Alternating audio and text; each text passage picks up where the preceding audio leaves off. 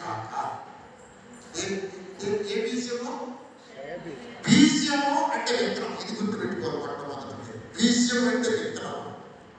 ఈ విత్తనములో ఈ చరిత్ర అంతా, నీ భవిష్యత్తు అంతా, నీ జీవితం అంతా కూడా ఆధారపడి ఉంటుంది. విత్తనము చెట్టు, చెట్టు భవిష్యత్తు, చెట్టు కాయలు, చెట్టు ఫలాలు, దాని చరిత్ర అంతా ఈ చెట్టులోనే ఉంటుంది. ఒక బీజం క్షయమైపోయే బీజం, దాన్ని గట్టి అన్నాడు పేతురుగా. మీరు చూడు 24 వచ్చిన అమ్మ నువ్వు చదవద్దులే, పక్కన తీర్సాకి ఒకసారి తీర్సాకి పక్కన తీర్సాకి ఆ పిల్ల అంత కష్టపడాల్సిన పని ఉన్నది అమ్మ. చూడమ్మా 24 వచ్చిన చదువు. అక్కడ సర్వ శరీరం అంటే ఈ శరీరం, ఈ శరీరం ఉంది కదా, శరీరం ఉంది కదా అమ్మాయి, ఏది నీ చెయ్యేది, నీ ముక్కేది, నీ కట్టేది, ఆ శరీరం అన్నమాట. ఓకే, ఇదంతేది గట్టి. ఒకసారి కూర్చో. అమ్మాయి చాలా మంది చిన్నప్పుడు కూర్చోబెట్టి కూర్చోబెట్టి కట్టి ఏమండి ఈ పిల్ల శరీరం గట్టి, ఈ పిల్ల అందమే అంత పువ్వు ఎంత సిద్ధంగా ఉండదు చూడండి. అసలు పువ్వు అన్నమాట అందం. ఈ శరీరం ఏంటి? గట్టి. ఈ పువ్వు ఎప్పుడు రాలింది? 3 పిల్లలు ఉంది. 3 పిల్లలు పుట్టిన పువ్వు రాలిపోతాయి. ఓకేమ్మా, కొంచెం పంపగల కొంచెం 3 పిల్లలు పుట్టిన ఒక పువ్వు రాదు కదా. నాకు 70-75 సంవత్సరాలు కానీ పువ్వు రాదు. అందం, అందం అనేది, ఈ అందం అనేది పువ్వు అండి. శరీరము గట్టి. ఇప్పుడు చదువు మళ్ళీ. సర్వ శరీరము గట్టిని పోలిన వారు వారి అందమంతయు గట్టి పువ్వు అనే ఉన్నది. గట్టి ఎండును కానీ పువ్వును రాలును. అయితే అక్కడ అమ్మ చూడు ఒకసారి. గట్టి అంటే ఏంటి? శరీరం. నేను అడిగిన చెప్తాను. అమ్మ బంగారు పట్ల వరాలు వచ్చినారు, కోటలు గర్వులు నిధులు ఉన్నాయి ఇక్కడ. గట్టి అంటే ఏంటి? గట్టి ఏంటి? అది వచ్చేసారు. చదువుతామంటే వరాలు పంట. గట్టి అంటే ఏంట్రా?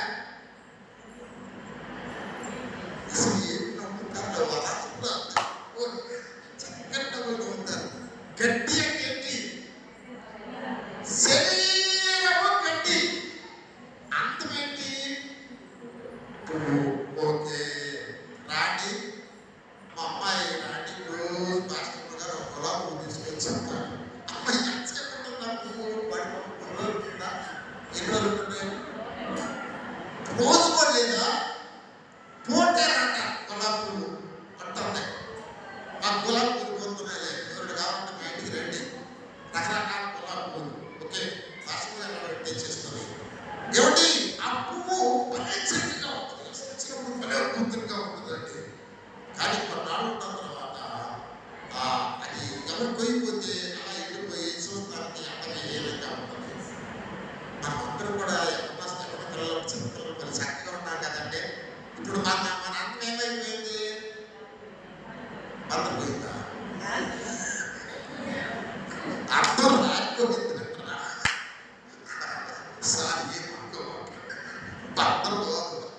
అర్థం గట్టి ఎండుంది, అర్థం రాలుంది. శరీరము ఎండిపోతుంది, అర్థం రాలిపోతుంది. కనుక ఈ విత్తనం ఏమంటాం? ఏ విత్తనం ఇది? గట్టి విత్తనం. ఏ విత్తనం ఇది? గట్టి విత్తనం అనాలి. గట్టి విత్తనం. ఈ గట్టి విత్తనం కోసం ఎన్ని తపనరా, ఎన్ని ఆశరా, ఎన్ని విధానరా.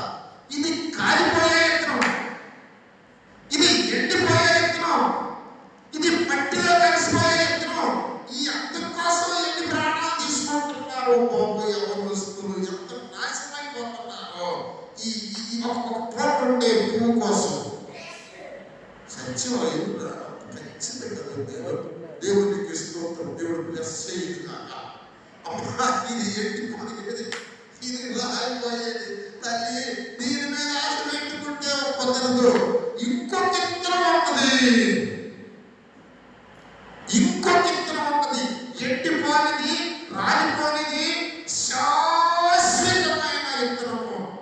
ఏమంటాడు? శాశ్వతము జీవము గల విత్తనం అంటాడు. నువ్వు ఆ విత్తనం కానీ నీ హృదయం అనే పొలంలో పడితే ఆ విత్తనం ఏం చేస్తుందంటే నీ ఆత్మను బ్రతికిస్తుంది. మొదటి విత్తనం ఏం చేసిందంటే శరీరం అనే విత్తనము ఈ హృదయాన్ని పాపము ఆశలతో రేపి ఈ మనస్సుని కర్మశలతో ద్వేషాలతో పాపముతో కపటముతో నింపి ఆత్మను చంపి కూర్చోబెడుతుంది. ఇదిగో మీరు వాక్యం అనే విత్తనం అంటే ఈ విత్తనం ఎట్లా వస్తుంది లోపలికి? మా చదవమ్మ మాట 22వ వచనం చదువు. మీరు క్షయబీజం నుండి కాక శాశ్వతమగు జీవము గల దేవుని వాక్యము మూలముగా అక్షయ బీజము నుండి పుట్టింపబడిన వారు కనుక చాలా అట్లా అర్థం చేసుకుంటే మీరు జాగ్రత్తగా శాశ్వతమగు జీవము గల విత్తనము కావాలి. వాక్యమూలముగా అక్కడ వాక్యమూలముగా విత్తనం నీకు దొరుకుతుంది. నీకు వాక్యము లేదనుకో, నీ హృదయంలోనికి వాక్యం రాలేదనుకో, నీ హృదయమనే పొలంలో వాక్యమనే ఈ విత్తనము నానలేదనుకో, నీ హృదయంలో ఈ వాక్యము మొలవలేదనుకో, పరలోక రాజ్యం లేదు. ఈ విత్తనములో పరలోక రాజ్య శాశ్వత నిత్య జీవమంతా ఇమిడి ఉంది. హల్లెలూయా! పట్టుకోవాలి దీని మాట. నీ హృదయంలో, నీ చెవుల్లో నుంచి, నీ మైండ్లో నుంచి నీ హృదయంలోనికి వెళ్ళే ఈ విత్తనములో ఎంత దాగుందంటే పరలోక రాజ్యంలో యుగాలు కోట్ల సంవత్సరాలు బ్రతికే భవిష్యత్తు ఈ వాక్యం అనే విత్తనములో దాగి ఉంది. హల్లెలూయా! చదువుమని హల్లెలూయా. అమ్మగారు వరాలకు మాట ఒకసారి చదువుమనికి నా హృదయపూర్వక వందనం. భలే చెప్తుంది మా అమ్మ. మీరు వినాలి అసలు. కనకాయ గోంగూర నేను తీసుకున్నాను. మా పచ్చలంటే మనిషి గోంగూర పచ్చలంటే నేనేం చేశానంటే నీళ్ళలో పెట్టకుండా బయట పెట్టా. ఆ ఉదయకాలం 10 గంటలకు వచ్చి ఏం చేశారు, మా మాస్టర్ గారు బయటకి వచ్చింది. అది మొత్తం ఎట్లయిందంటే సౌదమ్మ వచ్చినట్టుగా వచ్చేసింది. అది ఏంటి గోంగూర ఆ మాస్టర్ పచ్చ కొత్తనావు కదా, గోంగూర పచ్చ ఉంటుంది, ఎండుగడ్డలు ఎక్కువ వేసుకున్నావు ఏంటంటే నీకు ఎవరో బుద్ధుందో లేదు అసలు. దాన్ని 7 నెలల్లో పెడితే కలకలాడతాయి కానీ ఎండలో పెడితే ఎండవా అంటే నాకు తెలియదమ్మా, ఈసారి అలాగే పెడతానని చెప్పాను. ఇట్లా గోంగూర గట్టిగా కదరా, అది కూడా వాడిపోతుంది తొందరగా. తనక ఏం చేస్తాయి మనకు గొప్పలం కాదుగా. దేవుని చేతులు కర్రలో అంటే మళ్ళీ చెప్పండి. కర్ర ఎట్లుంటుంది? ఎట్లుంటుందా? ఎట్లుంటుంది కర్ర? ఎట్లుంటుందా? ఎట్లుంటుంది కర్ర? ఎట్లుంటుంది? ఎట్లుంటుందా? ఎట్లుంటుందా? ఎట్లుంటుందా? కర్రలా ఉండాలి. హల్లెలూయా! హల్లెలూయా! దేవుడు మోషే చేతిలో కర్ర ఎర్ర సముద్రం చీక పట్టేసింది. నీ ఒక్క హృదయం, నీ ఒక్క నిటారు అనేటువంటి చక్కగా నేను నీతో మాట్లాడతా. దైవజనుడు చక్కగా నీతో మాట్లాడతా. వద్దిపోవాక, వాడిపోవాక ఎంతనము మొలవాలంటే నువ్వు వినాలి. సాధారణ ఏం చేస్తాడంటే శివుల్లో అదేదో వాతావరణం ఇంద్రా అది వాతావరణం అమ్మాయి చెప్పింది అంతకంటే లేకపోవాలి అది వాతావరణం శివుల్లో. ఇంకా ఏం పడతాడు అసలు. మరి వాక్యం అనే ఎత్తును ఎలా పడుతుంది? నువ్వు కొత్త ఎలా పడతావు? పరలోకం అనే చెట్టు నీకు ఎలా వస్తుంది? ఆ వాక్యం అనే చిన్న ఎత్తులో అక్షయ బీజం, శాశ్వతమైన జీవము ఆ చిన్న విత్తనంలో ఉంటుందంట. ఇంతకీ ఆ విత్తనం మన హృదయంలో పోలీసిందా లేదనేది నాకు అర్థం కావాలంటే కొన్ని లక్షణాలు చెప్పాడు అక్కడ. నేను ఆ యంత్రం నా హృదయంలో మొలిసిందా? మొలిస్తే ఎంత పెరిగింది? పూత వచ్చిందా? పూత పిండి దాకా వెళ్ళిందా? అసలు మొలిసిందా? ఆ యంత్రం మొలిస్తే ఆ యంత్రము శాశ్వతంగా జీవమున్న విత్తనము కనుక చచ్చిపోయిన ఆత్మ దేవుడిచ్చిన జీవంతో బ్రతికించుకున్నాను. నేను అప్పుడు ఆత్మ సంబంధమై బ్రతుకుతా. ఈ శరీరాన్ని నలగొట్టి కూర్చోబెడతాను అక్కడ. నేనంటే ఎవరుకున్నా బోగుస్తూ గడ్డి అంటున్నాను.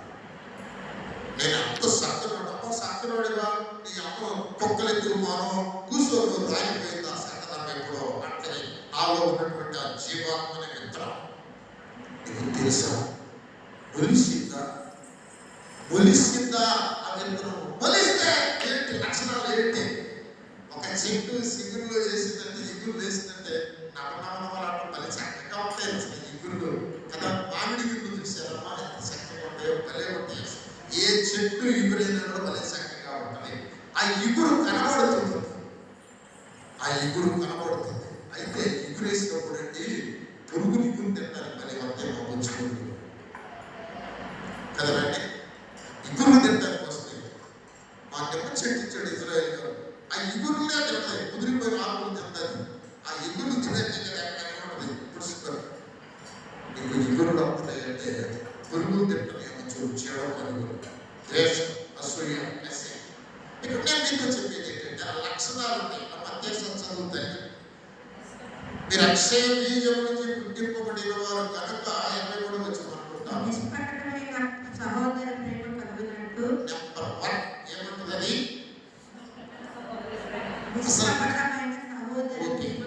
ఒకటి ఏముంటది? నాలో ఎంతో కొలిసింది మనకు వచ్చిందంటే ఏం రావాలి అనంటరా? ఏం రావాలి అంటే ఏంటి అనండి? అనండి నిష్కపటమైన అనండి, కపటమైన అనండి. కపటానికి నిష్కపటానికి తేడా ఏంటి? అయ్యా ఎంత ఉంటావయ్యా అసూయ పెట్టుకోరు. అయ్యా పై సక్కదనం అయ్యా అంటారు. సక్కదనం కదండి చేసుకోవచ్చు వచ్చేటువంటి మాట. అమ్మ పాప అబ్బో అంటారు. నా ఎదురుకి వెళ్ళి అంతకన్నా అమ్మ సౌందర్యం ఇది ఎవరి లోపల మాట్లాడు లోపల మాట్లాడి మా అమ్మాయి బాబమ్మ అని దాన్ని కపటమైనటువంటి అది ఏమంటారంటే మనిషి ముందు ఒక మాట, మనిషి వెనకాల ఒక మాట, ముందు ఒక మాట, వెనకాల ఒక మాట. దాన్ని కపటం అంటారు కదా. నిష్కపటమైన సహోదర ప్రేమ ఇది ఉంటే కొంచెము మనకు వచ్చినట్టు మనకు వచ్చిన యంత్రం నీలో పుట్టావు. నిష్కపటమైన సహోదరు. రెండోది ఏమంటామా? అక్కడ నేను చెప్పేది పెద్ద కలిసి మీకు గుర్తుంటున్నాను. సత్యం అంటే ఏమిటి? నీ వాక్యమే సత్యం. రెండోది వాక్యానికి విధేయులుగా ఉంటారు. ఇక్కడ ఈ కాలేజీ వచ్చే దగ్గర నుంచి నాకు గోల ఏంటంటే నన్ను గురించి చెప్పాడు అసలు మాస్టర్. వాడు పెట్టుడు గర్రుడు ఇసుకుంటాడు, సుత్తడు, వాడు ఎక్కడ సీబిట్టి కూడా వాడు ఇలాంటి మాటలు దగ్గర పడతా ఉంటే అమ్మ నేను కాదమ్మ పరిశుద్ధాత్మ దేవుడు చెబుతుందంటేను మనిషి వాడు ఎట్ట మాట్లాడుతున్నాడు. ఇప్పుడు నన్నే అన్నాడు వాడు. ఇదే అవుతున్నారా తిరగబడుతున్నారా? నాకేమన్నా సంబంధం ఉందా? వెనకాల మాట్లాడమంటే నేను మాట్లాడుతుంటే నన్ను మీరంటే ఏమంటారమ్మా ఇది ఆడలేక అనుకుంటారా? అనండి చీకటి కెరటాలలో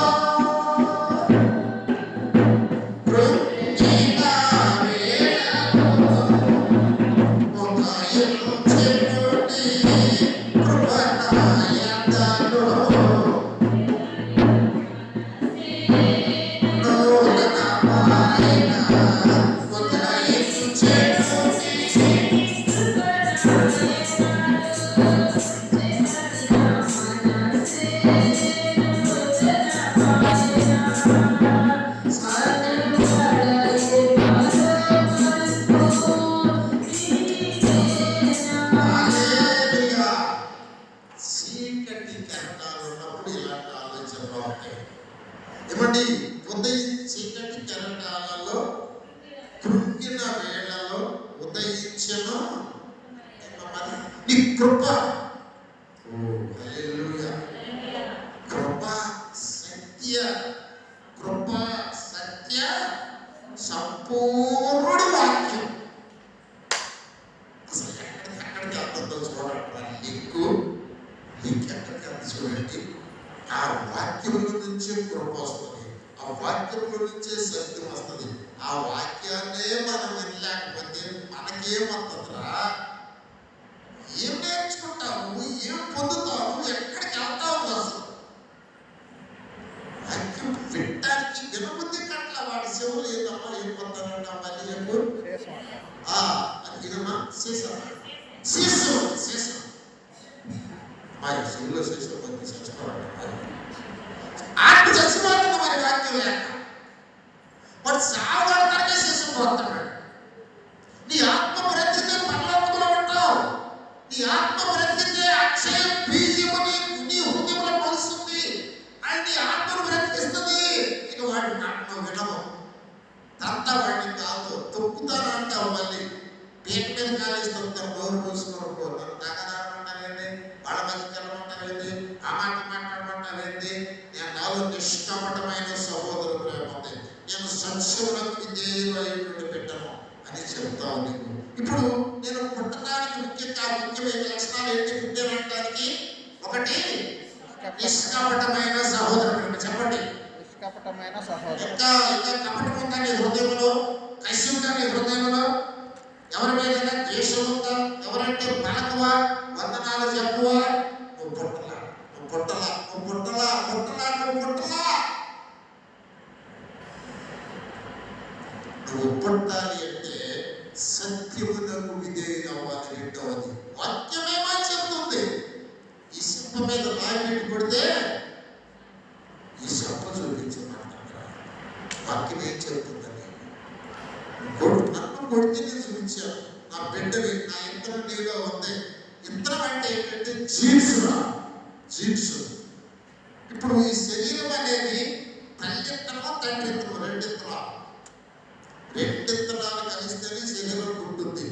అది చదువుకున్న వాళ్ళకి తెలుస్తుంది. ఇది ఒకసారి చెప్తే మైక్రో పాపం పాస్టర్ నన్ను విమర్శించాడట. బాబోయ్ ఎవరు తెలియదు ఇది ఆ పాస్టర్ చెబుతున్నాడు అని. పాపమే కాదు, తెలుసుకోవాలి. తెలియని వాడు 3 మంది ఉంటారు. నేను కొంచెం డాక్టర్ని కనుక కొంచెం వివరించి చెప్తాను.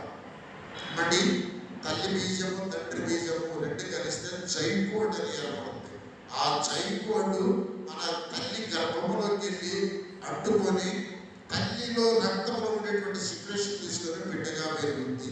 ఆ ఇంధనంలో తల్లి లక్షణాలు ఉంటాయి, తండ్రి లక్షణాలు ఉంటాయి. కానీ ఈ ఇంధనంలో దేవుని యొక్క జీన్స్ ఉంటాయి. హల్లెలూయా. దేవుని యొక్క DNA ఉంటుంది. హల్లెలూయా. నీ చిన్న అణువు తీసేసి మైక్రోస్కోప్ లో పెట్టి నీ DNA మీ నాన్నెవరు మీ అమ్మెవరు చెప్తారు. ఒక్కోసారి డౌట్ వచ్చినప్పుడు DNA టెస్ట్ చేస్తారు. మీకు తెలుసో లేదో, చచ్చిపోయినా కూడా చేస్తారు DNA టెస్ట్.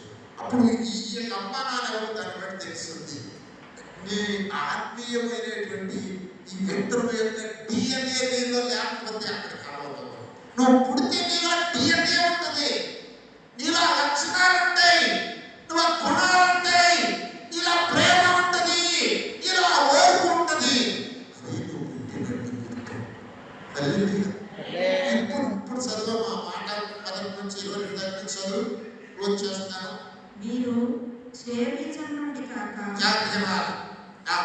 శాశ్వతమైన జీవము గల దేవుని వాక్యమూలముగా అక్షయ బీజం నుండి పుట్టింపబడిన వారు గనుక నిష్కపటమైన సహోదరి ప్రేమ కలుగునట్లు మీరు సత్యమునకు విధేయులవుట చేత మీ మనసులను పవిత్రపరచుకున్న వారైండి ఒకరినొకడు హృదయపూర్వకముగాను మిక్కటముగాను ప్రేమించుడి. 4 విషయాలు చెప్పాడు ఇక్కడ. పుట్టేయడానికి 4 విషయాలు మీలో ఉంటే మీరు పుట్టినట్టే. ఈ 4 విషయాలు మీలో లేకపోతే మీరు పుట్టలేదు. మీరు పుట్టకపోతే దేవుని రాజ్యాన్ని చూడరు. దేవుని రాజ్యాన్ని చూడకపోతే దేవుని రాజ్యంలో ప్రవేశించరు. దేవుని రాజ్యమై మీరు ఉండలేదు. ఇప్పుడు గుర్తుపెట్టుకోండి, దేవుని రాజ్యం రాజ్యాన్ని చూడాలంటే మీరు వాక్యానికి పుట్టాలి. వాక్యం అనే విత్తనానికి పుట్టాలి. ఆ విత్తనం ఏంటంటే అనే లక్షణాలు మీలో ఉండాలి. అవి పరలోకపు దేవుడి లక్షణాలు. ఆ విత్తనము పెరిగితే పరలోక రాజ్యంలోనే ఉంటావు యుగం. అది లేకపోతే నీలో ఇంకా సాధారణ శారీరకమైనటువంటి విత్తనాలు పెరుగుతూ ఉంటే నీలో లక్షణాలు కనబడతాయి. ఆ లక్షణాలు దురద గుండె ఆ చెట్టు కూడా చూశారు మీరు. ఎంతమంది తెలుసు దురద గుండె చెట్టు? ఎవరు తెలియదా? అసలు రాస్తే ఆయన కింకొని అక్కడ గొప్పలు లేదు. దురద గుండె అవసరం ఆకు అట్టపచ్చి చెట్టు ఎవరు తెలుసా? అట్లా ముట్టుకుంటే కొన్ని చెట్లు కొన్ని విత్తనాలు కొన్ని లక్షణాలు ఉంటాయి. నా తల్లి ఆ వాక్యం అనే విత్తనాలు కొన్ని లక్షణాలు ఉంటాయి నీలో. ఆ లక్షణాలు లోపం చూస్తే బాగుంది. నీలో ఆ లక్షణాలు వచ్చినప్పుడు దేవుని యొక్క పవర్ నీలోకి వస్తుంది. నీలో లక్షణాలు కనబడుతున్నట్టు దేవుని ఆత్మశక్తి నీలో కమ్ముంది. నీలో పేతురులో మొట్టమొదటి లక్షణాలు కనబడాల. తర్వాత లక్షణాలు కనబడినప్పుడు పేతురు నడుస్తూ ఉంటే నీడ పడితే ఆ నీడకి చచ్చి చెమలు పడిపోయి తీసుకుంటాడు. అంటే ఏంటి? దేవుని డిఎన్ఏ దేవుడిలోకి వచ్చేసింది. నీవు పుడితే దేవుని డిఎన్ఏ, దేవుని పవర్, దేవుని ఆత్మ, దేవుని శక్తి, దేవుని లక్షణాలు, దేవుని గుణాలు, దేవుని ప్రేమ అవన్నీ నీలోకి వస్తాయి. ఇప్పుడు నీకు అర్థం అవ్వచ్చు. ఇప్పుడు ఎంతమంది పుట్టారంటే నాకు తెలిసి ఒక చేయకూడలేకపో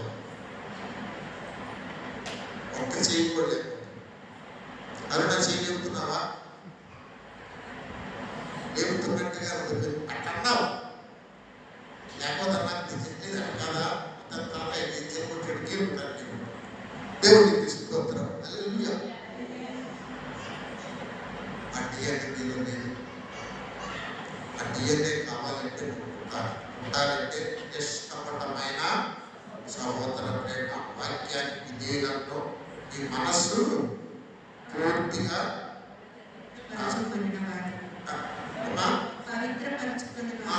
మనసు పూర్తిగా పసిపెట్టిన మనసులా ఉంటుంది. నీకు అది అట్లా ఉంటారు. రియాక్సి అది అట్లా ఉంటారు. ఇంకొక పిల్లలు ఏమంటే